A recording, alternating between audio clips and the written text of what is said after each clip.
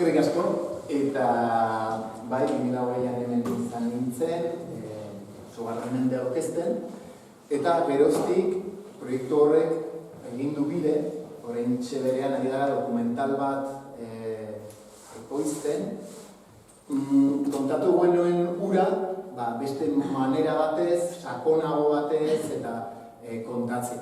Horren inguruan, mintzatuko natzaizue, ados baldin bazabete, ni hasiko naiz, edozein momentutan, baldin bazue zerbait, edo ez ulertu, edo dena ez zabete ados, edo nahi dena, askizue momentuan erbatei, asizko, hau zer dela eta.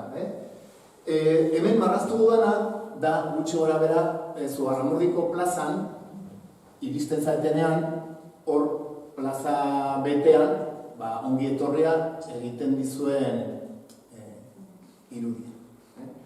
Sorgina, sorginaren irudi klasikoa. Erratza gainean, itxusia, zaharra, oinutzik, eta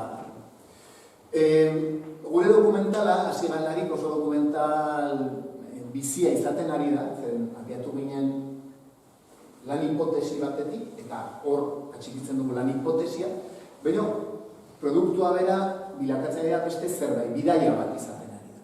Eta bidaia hori, eta jasiko naiz pixka materian zentratzen naizen, izan da, hemen Euskal Herrian, nik uste ikusitu dalanik peli guztia dokumentala, erakusketa, literaturan egin diren gauzak. Eta beti ateratzen naiz nahasiago. Izan beharrean, argitzeko zerbait, bide argitzeko, esplikazio, ez dut sekulen aurkitu izan. Eta alta, urte guziz, egiten dira trilogiak, tetralogiak, peliak, fikzioak, dokumentalak. Baina, ni orain arte enaiz bat ere sentitu, gogo bendea, eta esplikazio razional batekin. Eta zer egin dugu?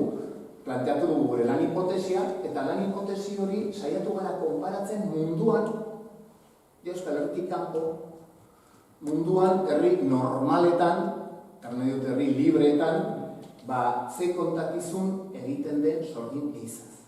Eta harritua gelditu gara, eta azkenean konfirmatu digute gure lan hipotesi. Hasiko nahi zentratzen. Adibidez, Sorbonako Unibertsitatean irakasle den Sofi Udard, hori gero nahi gauzuen horret interesatu baldin badago, izeneko akademika batek egin ditu liburu batzuk, horien artean importantena segurazki da, Deabloren kontakizunak. Berak aztertu ditu, 16, 17, 18 mendetan, Europako jurista, teologo, intelektualidade horrek, ze tratatu demonologikoak idatzi dituen, jende horrek, eta konparatu egin ditu. Eta iritsi da, ondorioetara, ondorio harrigarri batzuetara, erranez. Europa mendebalde osoan, lehenbiziko gauza baita ere zentratzeko. Ez gara erdi aro ilun esoterikoa eta ez. Ari garaia, imprenta martxa betean da, errenazimendua pasatzen ari da, barrokoan sartzen ari gara, atomoari buruz idazten da, matematikari hondik, baina horiek, bapatean ateratzen dute, sekta satanikoaren ideia. Eta ematen da Europan, kasualmente, mugalde eskualdetan, frontera, potentzien arteko, potentzia etsailen arteko fronteretan. Euskal Herria, Katalunian, Eskozian, Saboian, Konfederazio Helvetikoan, Herbereak, eta gero Alemanian ematen da, askotan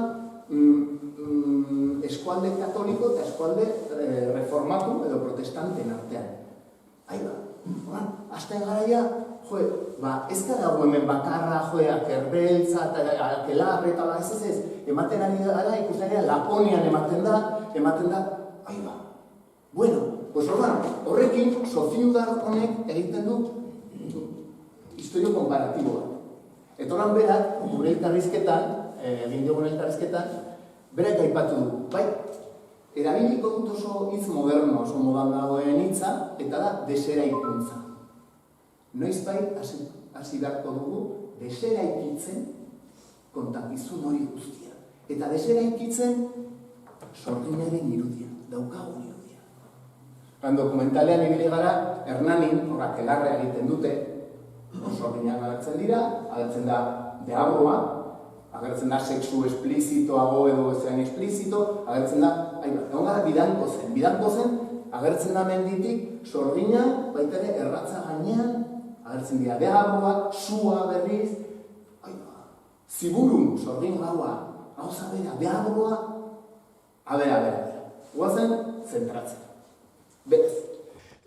Gutxi gora segitzen ari zarete oso lasoan doa, eta saiatuko naiz zeratzen behar bada, lehenbiziko gauza, egin nahiko genuke guk olako marko teoriko bat. Marko teoriko oso hitza handia da, ni eskola porrota naiz, baina entzuten dut batzutan akademikoi eta hola erratutara. Marko teoriko, ze guapoa, marko teorikoa.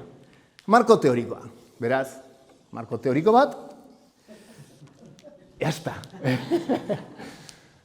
Sorginak dauzka, nolarran, oso irudi askotarikoa dauka gure artean.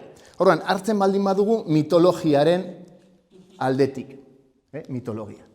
Horren, mitologiaren aldetik, agertzen zaigu, izaki badela, lurpean bizi dena, Barandiaranek eta bildu zituzten lekukotasun arabera, lurrekoa baino lurpekoa erran bezala, lehengo jendeak uste zuen, beste mundu bat zegoela lur azpian, eta berbada, igual bada oraindik ere, eta ez dugu oraindik zientifikoki ez da sobre ikertu, ez dakigu, baino lehengoik bai bazekiten lurpean izaki batzu bizi zirela, gure panteon, gure jainko, gure jainkosak eta eguzkia pausatzearekin, jende horrek, edo izaki horiek, ateratzen ziren zuluetatik, koba zuluetatik eta barretatik, eta pasatzen ziren gure mundura.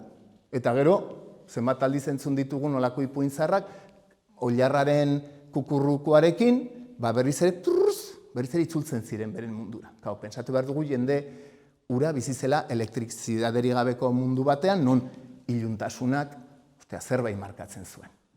Gaua gaueko entzat, eta hori guztia. Horren, mitologiaren arabera ikusten dugu, badela, izaki bat, ahalmen bereziak dituena, batzutan nahasten dira laminekin eta barrekin, mariren kontakizunak.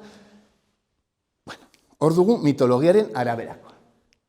Ordan, ikusiko dugu nola joanen zaizkigu bata bestaren gainean pixkan nahasten, baina lehenbiziko marko teorikoa. Sinesgarri gelditu daula, akademikoa gelditu da. Pues PowerPointean segituko dugu aurrera, eta hainen dugu bigarren marko teorikoa. Jake ikasi dugun, horrela. Eta hemen ikusiko dugu alderdi sozioekonomikotik zer den sorgina, zer izan den sorgina. Ez bakarrik Euskal Herrian, zuen osagarriari, Urolako ura aintzaluz. Aspektu sozioekonomikotik, sorgina izan da, ofizio berezia duen persona,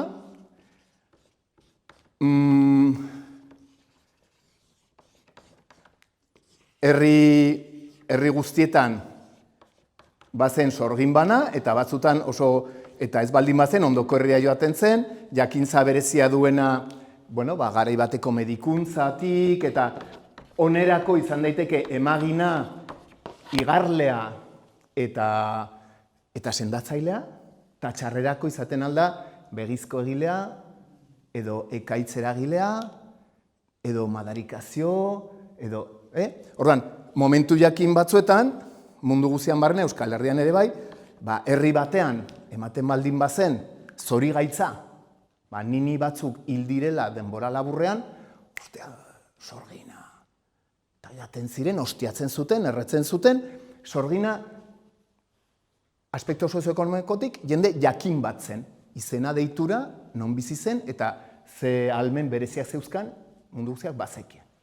Horran, bigarren marko teorikoa, beraz, errepaso txiki bat, lehenbiziko marko teorikoa, bigarren marko teorikoa, aspektu sozioekonomikotik, eta erran bezala betitik izan dira sorginak eta beti izanen dira. Mundu guztian. Nik hemen Euskaldun sorgin bat idurikatu dut, baina Afrikan edo zein kontinentetan sorgina beti sorgin. Hirugarren marko teorikoa. Eta hemen ja gure gaian sartuko gara. Eta hori da, aipatu dudan bezala, momentu jakin batean, botereak asmatu du ekuazio berri bat. Eta ekuazio horren bidez,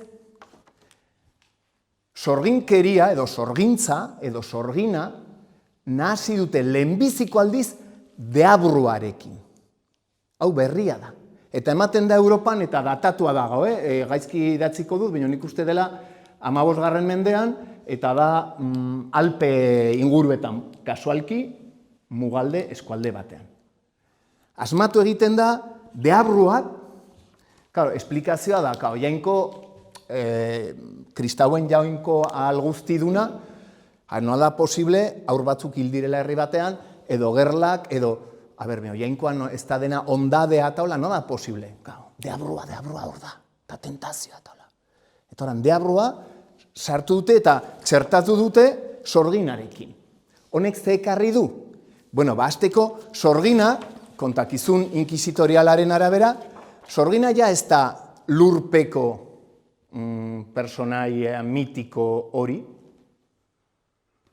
ez da ere jende jakin hori, sorgina izan daiteke nornai sekta satanikoa, sekta demoniakoa asmatu dute.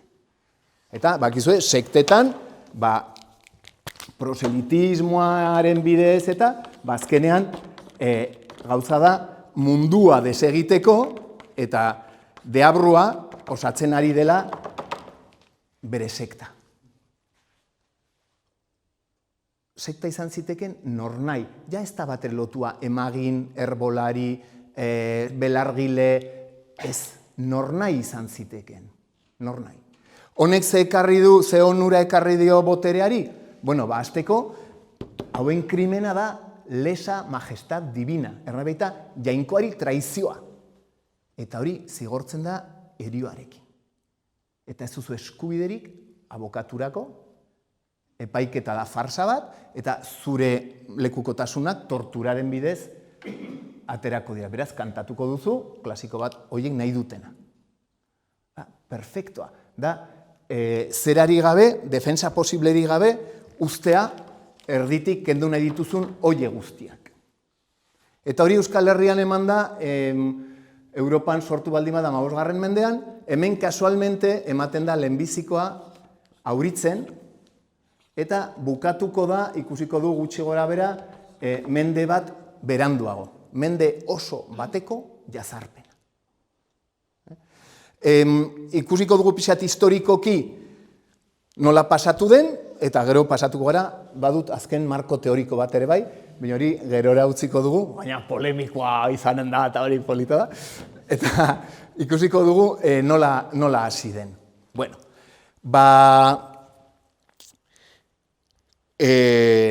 badakizuen, Nafarroa konkistatua eta inbaditua izan zela, 1512an, eta ja lehenbiziko urte horietan, Espainiako erregeak instalatu zuen inkisizioa Nafarroan hurrengo urtean.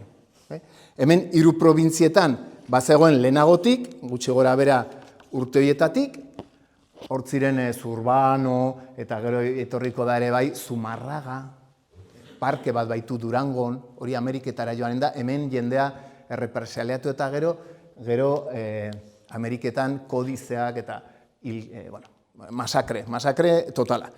Hemen, 1513an, instalatu du errege katolikoak Iruñean. Bakizue, urte horietan guztietan, izan zirela saiakera batzuk erresuma berriz ere atzera libratzeko. Saiakera bat ematen den bakotxean, inkisizioa egotetik Iruñan, gero pasatuko dute Lizarrara, Lizarratik Tuterara, eta ja Tuteran, bakizue, independente izan zela berriz ere Nafarroan udaberri batez, armada askatzaileak egin zuen lehenbiziko gauza, tuterako jauregi inkisitorelera joan, inkisitore guztiak Ebrora bota, presoak libratu eta paperreria guztiari zu eman. Orduan geroztik, espainolek oso argi izan zuten, Nafarroako delako tribunala, etzela Nafarroan berean egoten ahal, baina Logroñon kokatu zen. Logroñoko tribunala, eman dezagun, horrek hartzen zuen oraiko Hego Euskal Herri guztia, gehi mendialdeko Kantabriako parte bat, Errioxa, eta gero hemen muga markatzen denean, eta Logroñon kokatuko da. Hori da William Monter, elkarrizketatu dugun beste aditu handi batek, hartzen duena manipulazio politikorik hoien gradoko gauza bada. Aragoiko tribunaletako parte zen, Nafarroakoa, baina Gaztelan kokatu zen, Kalahorran eta gero Logroñon.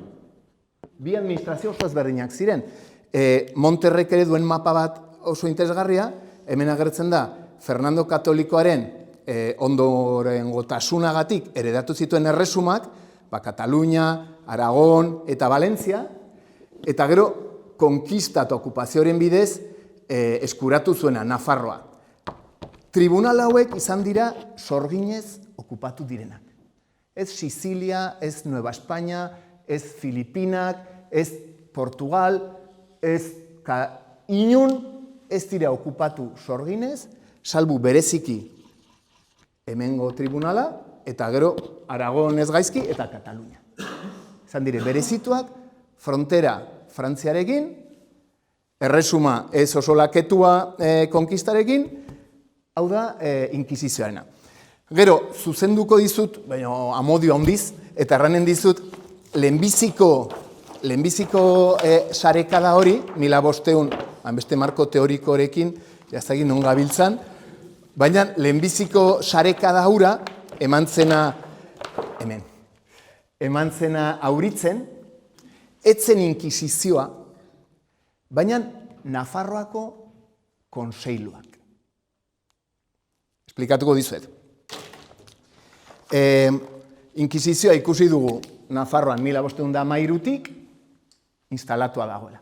Eta lehenbiziko momentu horietatik oso argia dira beren eginkizunak.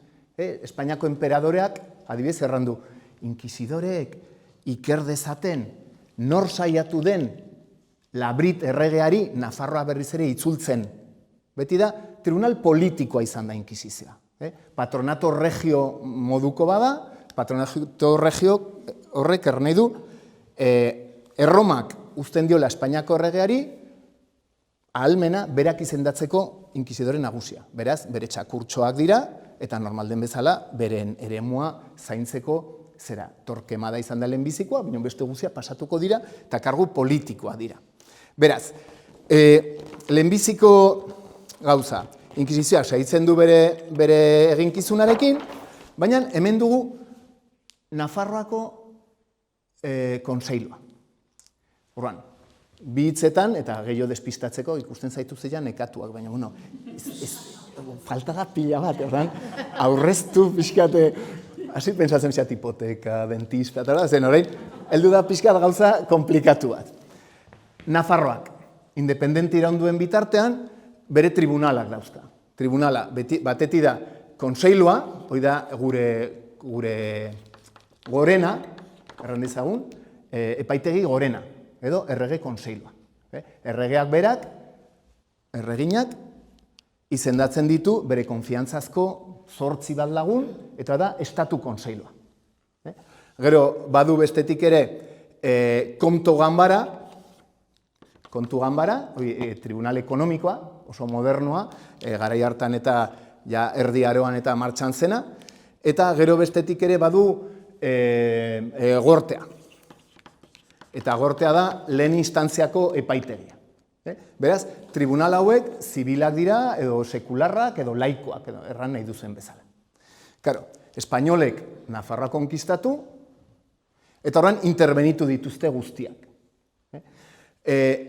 Konseiluan, adibidez, konseilari batzuk alde egin behar izan dute. Xabierko jauna, San Franciscoren aita, San Francisco santu izanen denaren aitak, alde egin du erreginekin, bihar nora, gero Inglaterrara, eta gero Ameriketara, beren familia eta ondorengoak. Besteak egon dira Nafarroan. Orduan, hau importantea da ulertzea, momentu batez. Espainiako erregeak egin du kargu bat asmatu, dela regente izenekoa, eta hori izendatu du konseiluko buru.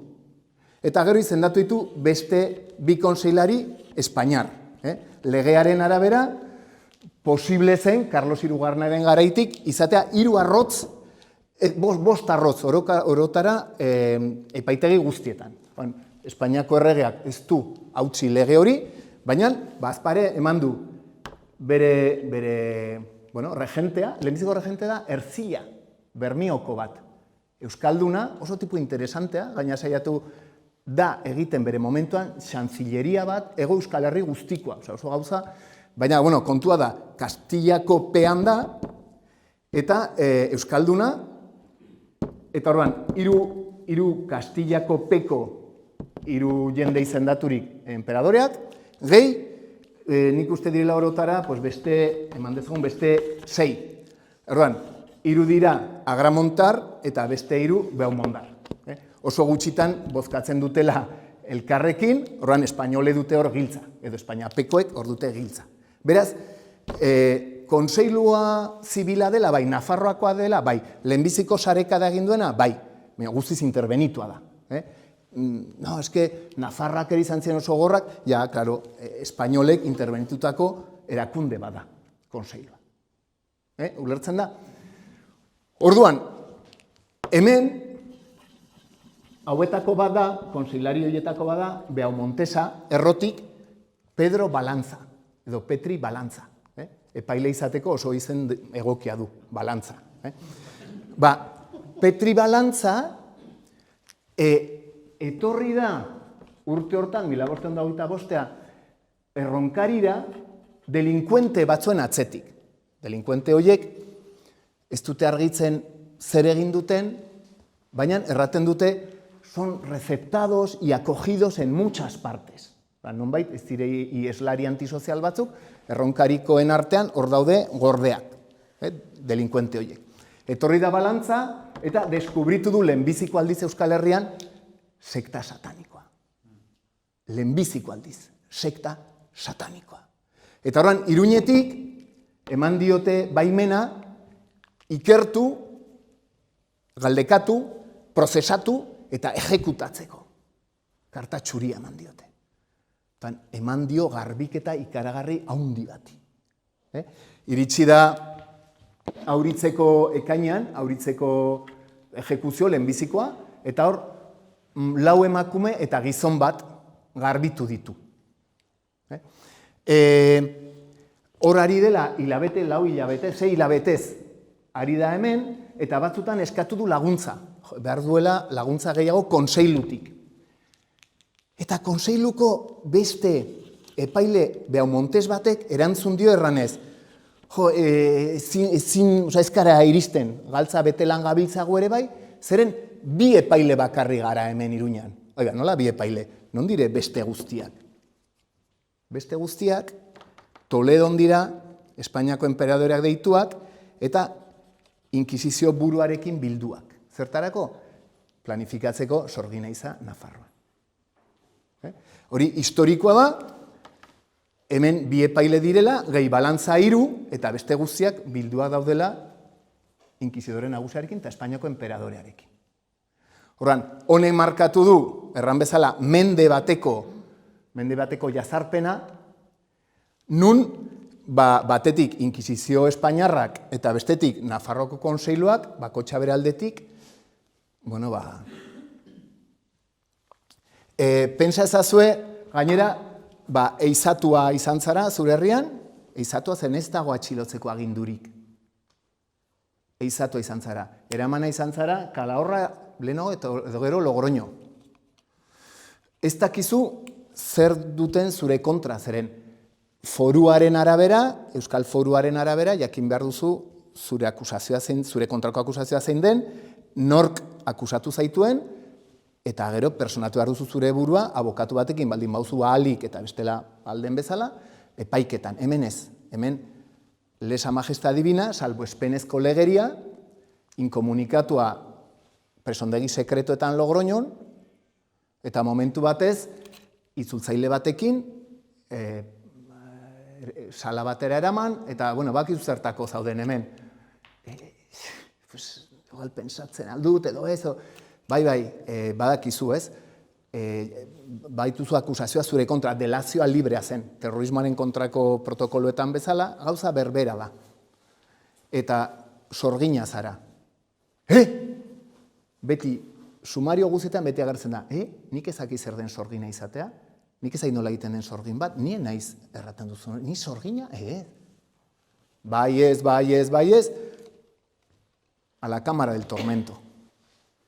Eta orduan, gehienek, azkenean, aitortu baiez, deabroari altxatu buztana, potxa eman uzkian, niniak hartuta odola xurgatu sexutik, eta pozoindu auzoa, eta asmatzen aldiren izugarrikeri hori guztiak, inkizidoren buruan baizik ez direnak, azkenean norberak, jazta, desagertarazia, botereak desagertarazi interesa zaiona. Bueno, ez da gai alegera, barkatu, behar bada nahi zenukete sorgina pirulina erratza gainean, baina ez dut olakorik, zen osagrei.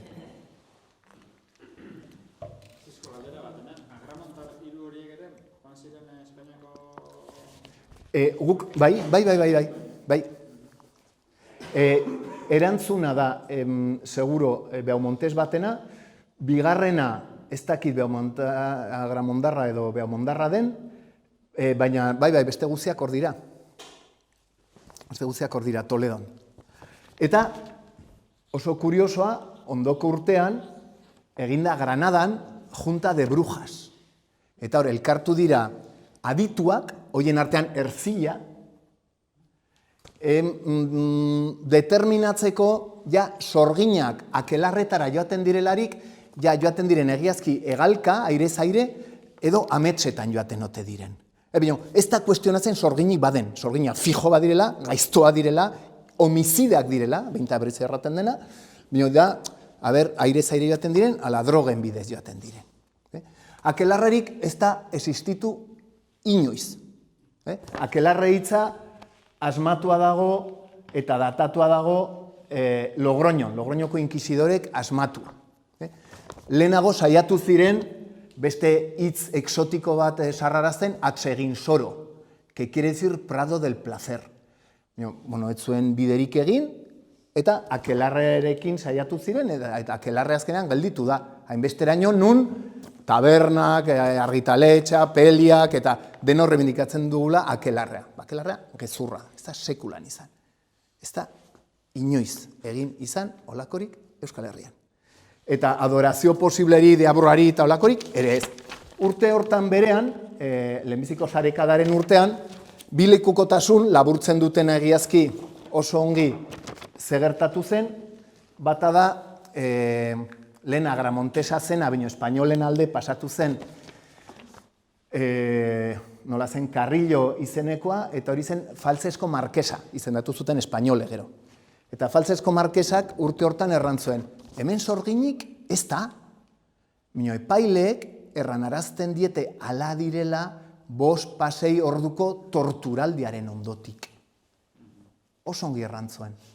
Eta urte hortan bertan, Izabako erretoreak, Gorria izeneko batek, errantzuen, ez sinets sorginik badenik, ez gizonezkorik, ez emakumezkorik.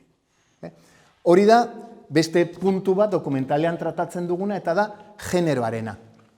Horaiko egunean, sorgina erran, emakumea etortzen zaigu gogora. Aztia hartu du batuaz, errateko gizona, eta sorgina emakumea. Baina, gare hartako paperretan agertzen denean, agertzen da sorgina, euskaraz agertzen den bakanoietan, gizonezkoen dako ere bai. Espainolez agertzen da broxos, broxas, gehienetan, oso gutxitan agertzen da broxas bakarrik. Batutan broxos, junta, conventículo de brujos, junta de brujos. Gero ja, hasten da brujos brujas, batzutan brujas ere bai, baina generoarena ere hor zerbait pasatu da, egin dugun beste elkarrizketa bat oso emakume interesgarri, frantsesa Michelle Zancarini, feminista da, egin du, kristuen bibliografia interesantea, irakurtzen baldin baduzue frantsesez, merexi du, kristuen tipa. Eta atera berri du liburu bat oso polita, ez dut ekarri, eta izena du frantsesez, sorgin emakumeak eta sorgin gizonak. Mitoak eta historia, eta azpititulatua da, feminista gazteentzako gutuna. Eta berak erraten du, ni emakume eta feminista naizen aldetik, beti kexatu gara, historia beti izan dela errena, ez badugu emakumerik sartzen. Emakumeen historia gabe, historia errena da. Berdin errena da, ez baitugu gizonak sartzen sorgin eizean. Datu bat, azkeneko prozesuak dire hobeki dokumentatua direnak, paperreria guztia ordura artekoa desagertua baita. Desagertua. Deus ez da, alfabeto guztitik nik uste badela letra baten erdia, hola gutxi gora, egiazki eskandalo bat, deus ez da. Azkenekoa dire, hobekien dokumentatua direnak, eta hori dira Lapurdi eta Zugarramurdiarren kontrakoa. Ez da, segurazki, adierazgarri zer pasatu den mende guztian, baina kasu honetan badugu 160 emakume, 140 gizon. Orduan, historia ez dadila errena izan, ez da bakarrik, eta Zankarinik erraten du, adibidez, Federicik defenditzen du feminizidio izan zela, berak erraten du, berak eta beste emakume feminista ikerlari askok, erraten dutela, feminizidio zat ez dutela ematen ahal. Federicik hartu du datu bat oso kontrobertitua dena baino, zientifikoa ez dena, 9 milioi emakume erreak izan zirela Europan tarte hortan. Ez da posible, nonbait, hau Ameriketako aktivista batek atera zuen, baina inork ezakin nondik, ikerlari serioenek erraten dute, 50.000 arteko gizon eta emakume izan zirela. Eskualde batzuetan gizon gehiago emakumea baino. Orokorrean Europan, da 160 edo 115, zifrak aldatzen dira ikaragarri, batetik bestera. Baina hori ere guretako izan zen, gu abiatu ginen ikerketara ideia batekin, eta ikusten ari gara, dena ez dagoela errana oraindik. Bueno, momentu zongi? Vale. Bueno, beste gauza bat, guretako ere bai, txokante xamarra izan dena. Pentsatzen genuen, sorginak izanen zirela, azken bordan bizi ziren, belargile horiek, karikatura hori, ez? Hasten gara ikusten, eta aprobetxatu zemen dagoela itzaltzuar bat, adibidez, 1525an, balantzak, faktore asko sartzen dira. Sorgintzako salatzen bauzu norbait, baina gero izan duzu bere ondasunen laurdena gutxi gora bera. Espainiako birreiak 50 gero koroarentzako, eta beste 25, takize gastuak, nahi zoroitzen nola den. Kontua da, lehenbiziko sarekada horretan, atxilotu dituzten, adibidez, Izaltzuko Arnaut Sanz, Mauriren arbasoren bat, Adagorri izenekoa, ligoi edo, Adagorri, Arnaut Sanz, tal. Berari, baitu dizkioten ondasunen artean da, 4 idi, 4 behor, 220 ardi, 80 axuri, 15 auntz, beren pitxikekin, eta gero garainoak eta mozalak. Erren dut, jabeak ziren, eta ez nola nahikoak nonbait. Badugu beste bat, beste antxo azkarra bat, gardekoa, horrek 120 ardi, mandoa, idia, 20 behi, 2 etxe, urdeak eta zerrikumeak, ez da azken bordan bizi zen, alargun, lumpen, miserian bizi zena, horiek ere bai, horiek izan ziren ikazkinak ere bai, eskaleak, marinelak, baina izan dira epaileak, apesak, epaileak, Zaraitzuko autoritaterik gorena, epaile Zaraitzukoa eta alkate Zaraitzukoa, hori izan zen prozesatua eta horren aita ere bai. Orduan, hasten zara ikusten sumarioetan, eta agertzen da adibidez. Zaraitzun, bizi eta ospe honeko jendeak, jende principala, de buena parentela, hidalgos de buena parte, gente principal y de notaria nobleza, hidalgos libres de toda servidumbre, senpereko emakumerik aberatsena, etxalarko ola anderea, viuda caudalosa y de mucha hacienda, inquisición caudalosa, hostia, caudalosa, sorgina, mujer principal e hidalgo, mujer de buena naturaleza y linaje. Hor bada, izan da, konkista militar bat, gero bada, elite bat ordeztu beharra. Eta elite hori nola ordeztu? Pues asko eta asko ordeztu ziren erranez sorgina zirela. Eta gero, botereak ezarriko ditu hor, bere, peoiak. Adibidez, guazen aurrera, Beraz, hemen dugu, mende bateko jazarpena, eta kontatuko dugu nola bukatu den mende hori, eginen dugu beste marko teorikoa, eta gero nahi bauzue pixka denon artean terapia pixkatzen. Gai honen inguran behar da terapia bat egin. Herri honek dituen zauriak asko eta asko etortzen zaizkio hemendik. Bueno, oazen aurretan, beraz, iritsi gara azkeneko urte horietara. Eiza joaten da increixendo, erran bezala, hasi erronkari barren, eta bukatu amezkoan, gutxe gora bera. Pasatuz, Arakil, Sakana, Burunda, Zugarramurdi, Baztan, Mugaldea.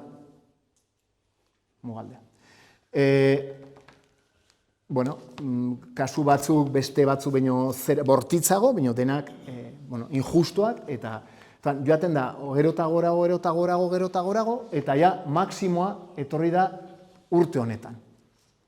Eta urte honetan, gero bukatuko da, horren urtean bukatuko da. Horrek ere badu bere esplikazioa gure lan hipotesiaren arabera. 1909an ze gertatu da? Bueno, azteko... Markatu zera, Mugaldean zergatik gehiago gure lan hipotesiaren arabera, Europa guztian ematen da hori, aipatu bezala. Bai dire, eskualde batzuk, nazio batzuk, beren antolakuntza propioa dutenak, beren legeria propioa dutenak, beren izateko moldea dutenak, eta momentu hortan hasi da absolutismoaren moda Europan, monarkia. Horan, monarkia absolutua da, gure antolakuntzaren kontrakoa. Monarkia absolutua da, jainkoak izendatu duela erregea, gehienetan, eta erregea gero agintzen du eta ematen ditu nahi dituen legeak. Euskal Herrian zer da? Ez, herriak du beren buruzagia altxatu, eta herriak entzen bada, buruzagia erortzen da. Eta hemen ez da ez jainkoren, eta ez absolutismo ez deus. Hau da, foruaren printzipioa. Horan, foruaren printzipioa oso kontradoa absolutismoarekin. Gure interpretazio bat. Zergatik ematen da prezeski erramezela Suizan, Konfederazio Helvetikoan, norbait ere lege konstituzionario bat, komunitarioa betiko zeretik. Halako batean, Espainia eta Frantzia ezartzen dira gaina buruz buru, zen Nafarroa konkistatu berri, orduan, batean Espainiak zituen guarnizio militarrak Ebroko lerroan pasatu ditu ja Pirineora. Eta bestaldean hor dire frantsesak. Eta Nafarroa librea ere parte batean, zen Nafarroa berea gaino libre izan da. Kristin kotxotxoa, eta hor munduaren ikuskera eta antolakuntza berezi bat, eta moda berria absolutismoarekin. Asko eta asko ematen da, eta Euskal Herrian kuadratzen du horrek. Edo ez, gero eztabaidatuko dugu. Bueno, guazen 1909ra. Ze gertatu da urte hortan? Gertatu da gauza bat, eta hori liburuetan dago. Horin ez da paper zahar bat aurkitu dugula, ez, argitaratua dago. Ainhoa, herria, momentu honetan Lapurdiko parte da, baina gare hortan Nafarroako parte zen. Eta Urdazubiko monasterioaren barnean zegoen lurraldea herria zen.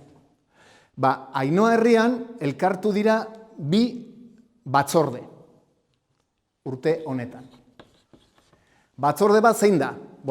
Bordele, Burdeosko tribunaletik etorri den komisio bat.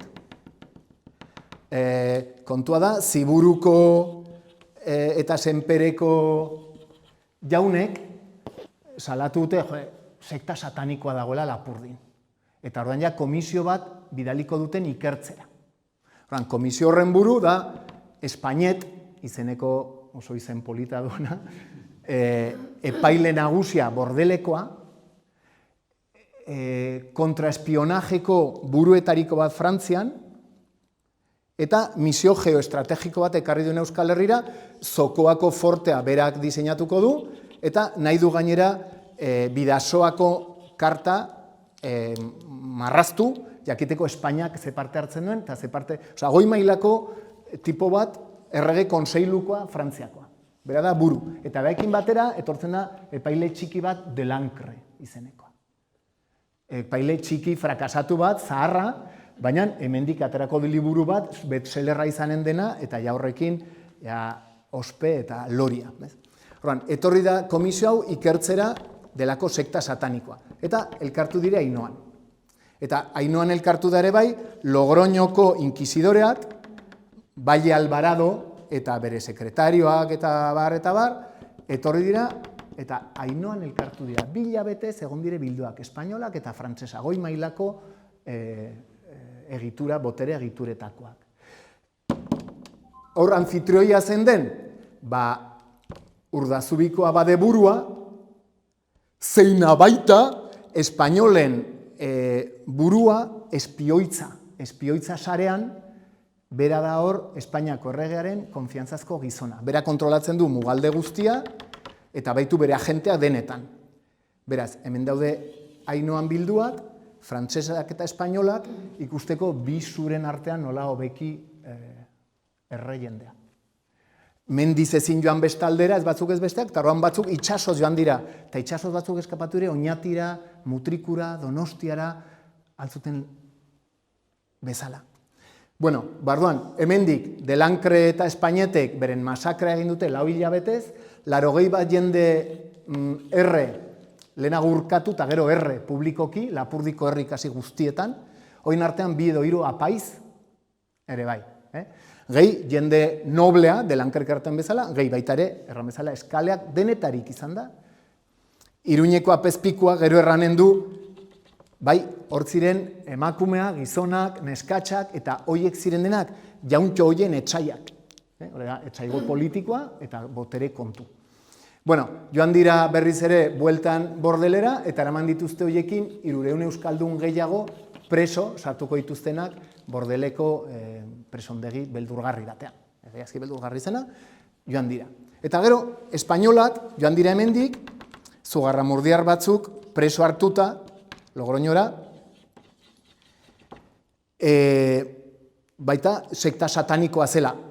Ez dut sakonduko, liburuan sakontzen dugu, zergatik zuen etsaigoa Urdazubiko fraideak zugarramurdiarrekin. Izan zen ere, botere kontu eta insumisio kontu. Eta bere etsai politikoak eraman zituen denak, baizik eta bata zen, kaudatario de Satanás. Kaudatarioa da, kaparen buztana eramaten ziona akelarretan. Akelarreko erregea, akelarreko erregina, hoi guztiak Logroñora. Eta hurrengo urtean antolatu zen autodafea, azken handia izan dena sorginen kontra, baina dena ematen du masakre honekin hortatik gora joanen dena, baina zerbait gertatu da urte honetan bertan. Eta ze gertatu da?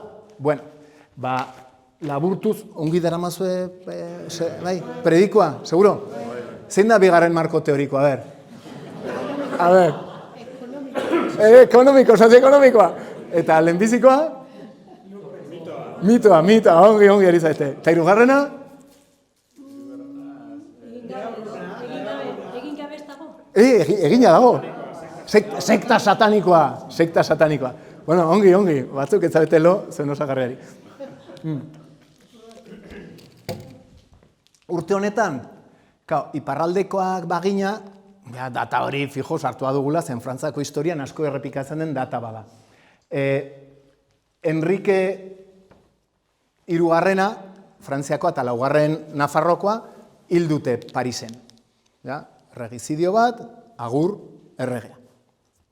Horrematen du, oso gauza tangentziala dela, baina ez. Zeren, Biarramunean, Frantziako erreginak desegin du Estatu Kontseilua eta izendatu du berri bat. Erran behar da, Frantziako erregina oso papista dela, oso espainolen aldeko Italiako gerretan, eta segurazki ez dago oso urrun erregea hildutenen gandik, segurazki konplotean dagoela. Hori Richelieu, rollo papista, hola, segurazki hor da. Zen Biarramunean, aldatu du, batzuen dena prestatu. Total, errege kontseilu berri horrek zer egin du, lehenbizit goinkizuna zein da, espainolekin bakea. Espainolekin bakea. Eta orduan desagertu dira euskal sorginak. Frontera garbia da, ja ez dago sospetxarik, eske hau eskontzen da besta aldera, hau zerra Frantzia, zera Espainia, Espainia alde, ez, hori bakea, bizikidetza, elkar bizitza. Bukatu dira euskal sorginak. Orduan, urrengo urtean, baina hau oso gogorra da, zeren, Zugarramurdiar gehienak eramanak izan ziren Logroñora orduan. Gehienak hil dira presondegietan. Torturen ondorioz, depresioak, asko depresioak, askotan agertzen da, abotsa galdu du, solo tose y no dice más que hau jangoikoa, gehienak hil dira ja presondegi sekretuetan. Montatua duteia, data eta dena, noiz izanen den autodafea. Eta orduan, baina errandute gelditzeko. Nola gelditzen aldu. Eta inkizidore nagusiak, Salazar Friasek erraten du, jendeak erraten du martiriak hil direla Zugarramurdiarrak, hori ezin da. Goazen aurrera prozesuarekin eta gerokoak. Antolatu dute autodafea, Espainiako erregea ez da joan, Felipe Hirugarrenak, nahiz eta oso hurbil zegoen, Logroñotik, geografikoki momentu horretan, ez da joan. Zen ja, politika berria daia, ez hori ja, fuera. Zugarramurdiarrak hil dira, ordura arte bezala denek bazekiten gezurra zela, izan da, izugarri bortitza. Hil dituzte Zugarramurdiarrak, eta hurrengo urtean, Espainiako erregeak agindu du grazia ediktoa. Claro, milaka eta milaka sumario irekiak zeuden, 10.000 bat jende prozesatu sorgin, homizida, kanibalismo, vampirismo, profanazio, gauza absurdo iguziak. Tapatean, Espainiak erran, ez, orain etortzen dena deklaratzera torturapean erran adituela gauza horiek, barkatua izanen da. Ordu arte ez, erretraktatzeak ekartzen baitzuen eriua. Tain jende hasi da, ehunka eta milaka inkizoren gana negarrez, erranez, 12 urteko neskatoak Grazia Berroetaran, ni naiz sorgina eta enaiz izan, zu ematen ziaten parteetan, eta oiuka, eta tinkatzen induten lepotik, eta hortatik libratzearen deklaratuenen ene buruaren eta beste herrikide guztien kontra.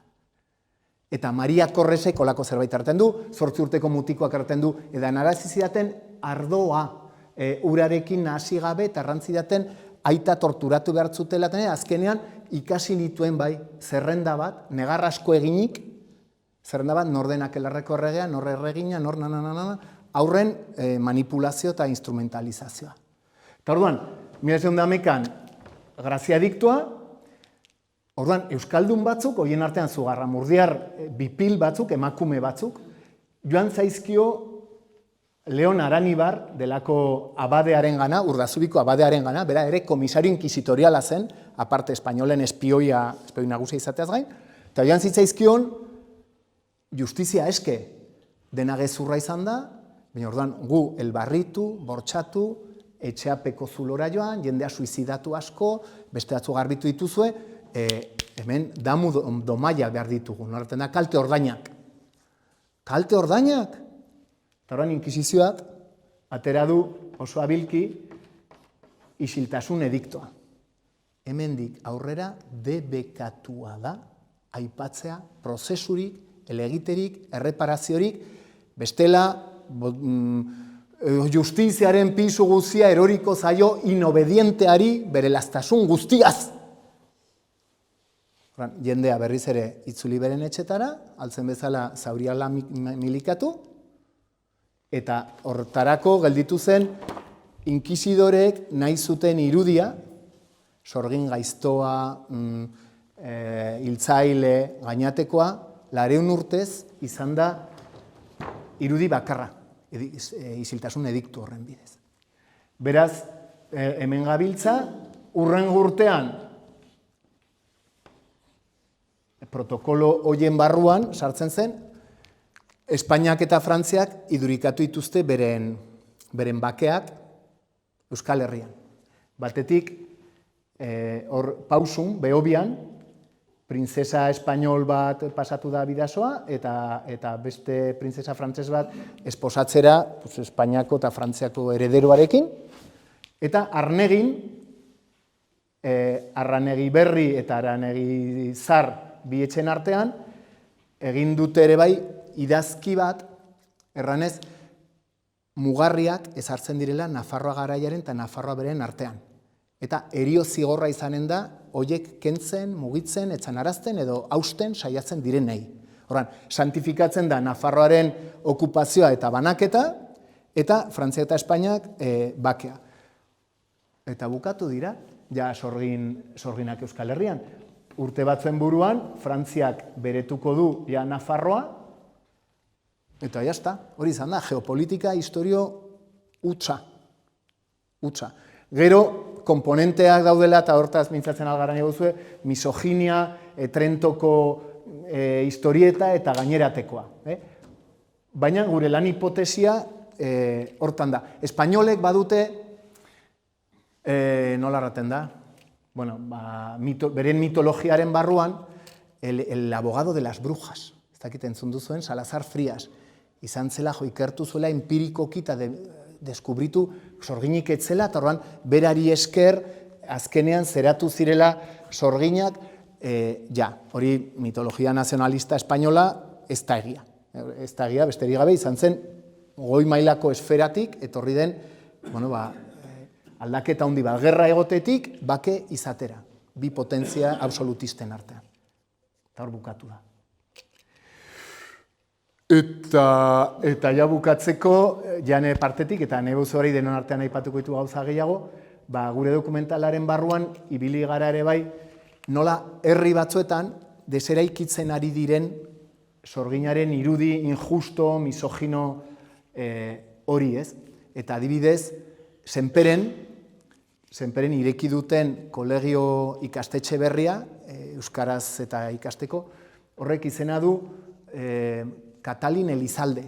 Katalin Elizalde izan zen, inkisioren gandik eta frantzese epailen gandik, eskapo oinatiraino joan zena, frantzesek harrapatu, berriz ere eraman, eta ez daigu zegertatu den. Baina gari batean sorgin gaiztoa zena, oraiko egunean da, aurre euskaldunentzako ikastetxea. Hori deseraikitzeko modu bat.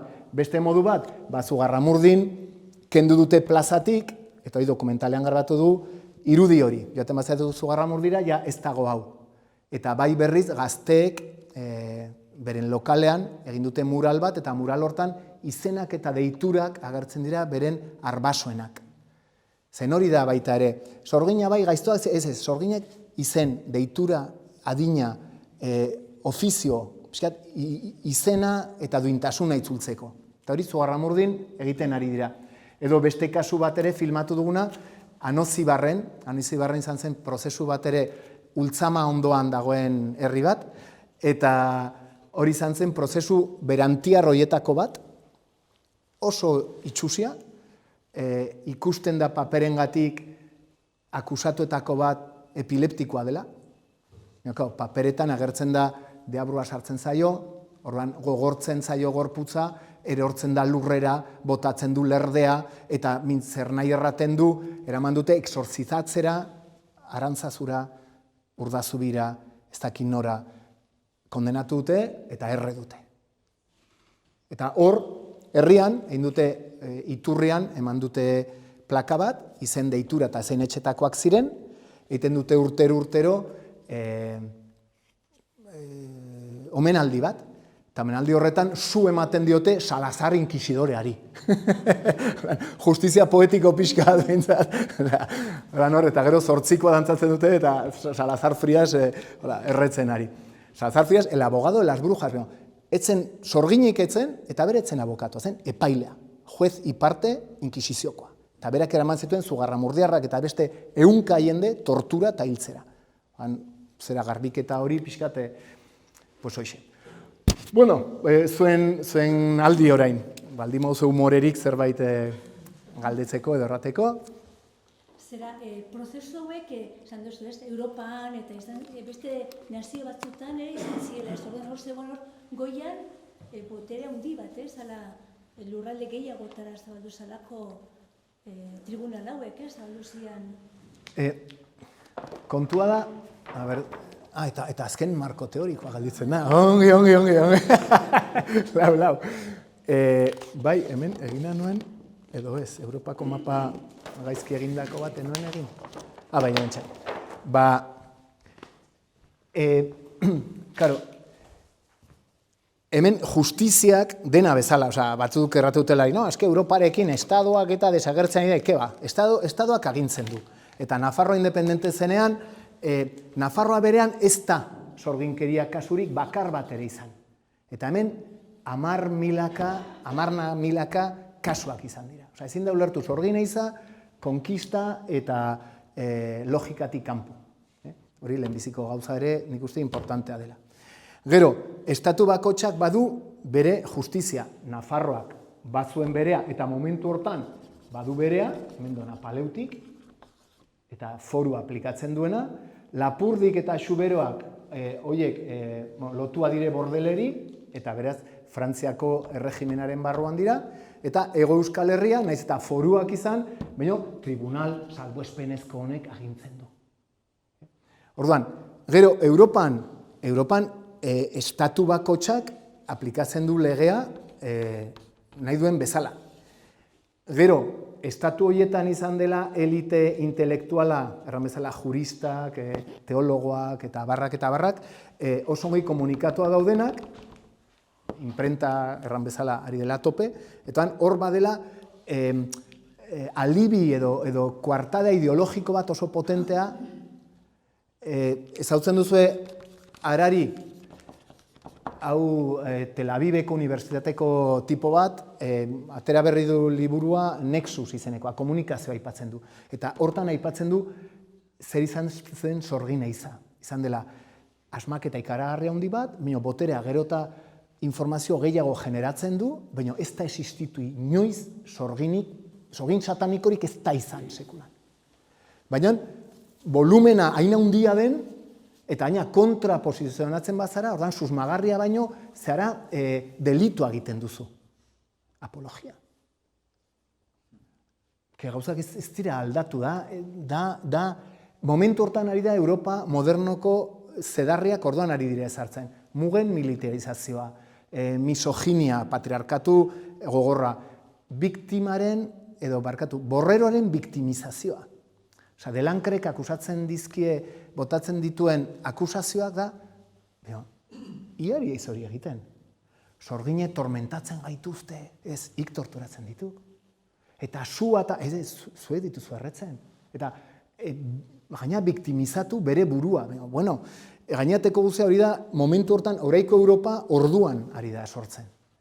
Gero, botere estatu bakotxak berea, baina elite intelektualak gainagari hartan gehienek latinez idazten dute, hasten da ja hizkuntza nazionaletan idazten, baina oso ongi komunikatu daude, eta akelarreaz kontatzen dutena Suizan eta hemen kontatzen dutena oso berdintxoa da.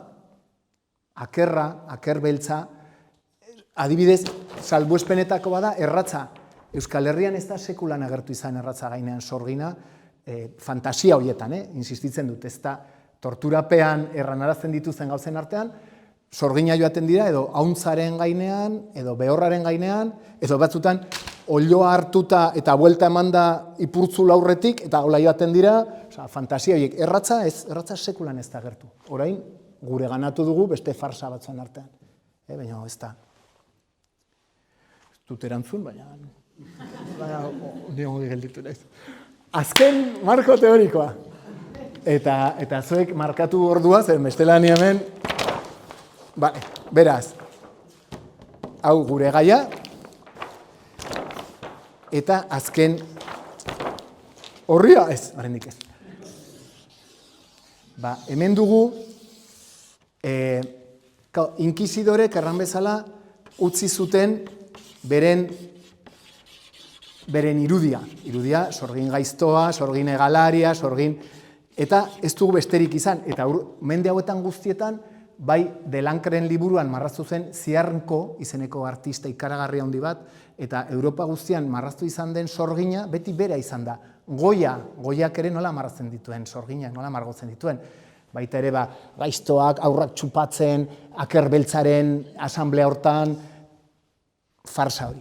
Eta horren, 20. mendean, etorri da feminismoaren burruka legitimoarekin batera, etorri da sorgin emakume aldundua, librea, natura kontrolatzen duena, medikuntza, ez dakiz zer. Haure mito bada. Erran behar da, Zankarinik erraten duen bezala, oso legitimoa dira reivindikazioa guztiak eta hola, baina historiarekin ez du deus ikustekorik. Ez da emakume boteretsua, jakitatea landaretan eta gauzetan eta hola, baziren, eta zorionez badira, hauek. Baina biktima guztiak 70.000 jende Europan ez ziren herbolariak, ez ziren emaginak, denetari zen, zuek eta ni bezalakoak. Orain sortu den mito hau, mito bada, mitoa den bezala hau, eta hau da pixkat, honen kontra irudia, bai aurrendako gauza simpatikoak, ni pensatzen dut piratekin bezala, ez? Pirata beti izan da, personaia bajo oso beldurgarria, ez? Pirata. Eta berriz, porro, txego, piratak, eta, sorginak ere, sorgina izan da, mito bat, bine atera da, kontramitoa. Oso ongi dago, oso polita, oso ongi etorria. Baina, historiaekin zer ikusteko oso gutxi duena. Oida, pixkat, polemika pixkat sortarazten duan, hemen.